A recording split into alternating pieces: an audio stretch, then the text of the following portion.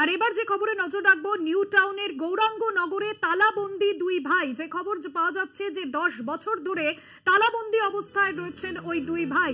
New টাউনের গৌরাঙ্গ নগরে তালাবন্দি দুই ভাই বিগত 10 বছর ধরে এই অবস্থাতেই তারা রয়েছেন। তবে এর নেপথ্যে ঠিক কি কারণ এখনো পর্যন্ত স্পষ্ট নয়।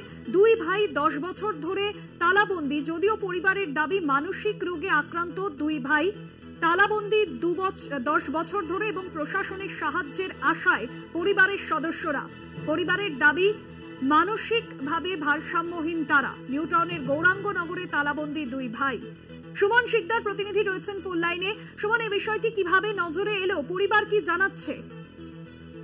একদম দেখো, নিউ টাউনে গৌরাঙ্গনগর যে ক্ষুদিরামপল্লী, সেই ক্ষুদিরামপল্লীর বাসিন্দা বৃদ্ধ দম্পতি নির্মল মন্ডল এবং নমিতা মন্ডলের যে দুই ছেলে প্রদীপ মন্ডল ও সুজিত মন্ডল, এরা কিন্তু দীর্ঘ 10 বছর ধরে তালাবন্দি অবস্থায় ছিল এবং প্রতিবেশীদের নজরে আছে। এরা যে 10 বছর তালাবন্দি ছিল, তাদের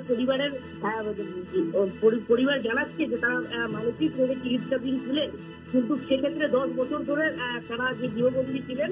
আজ কিন্তু দেখা গেল, আমরা খবর করার পরেই রাজারহাট নিউ টাউনের বিধায়ক তাপস চ্যাটার্জি, তিনি কিন্তু তাদের চিকিৎসার যাবতীয় দায়িত্ব নিয়েছে এবং যেহেতু তার পরিবার তারা কিন্তু আর্থিক দিক থেকে পিছিয়ে পড়েছিল, চিকিৎসা করাতে পারছিলেন না, সেক্ষেত্রে তিনি পাশে দাঁড়ালেন এবং চিকিৎসার পুরো খরচা বহন করলেন এবং তাদেরকে একটি কেন্দ্রে পাঠানো হয়েছে, মানসিক কেন্দ্রে, সেখানে কিন্তু তারা চিকিৎসা দিন।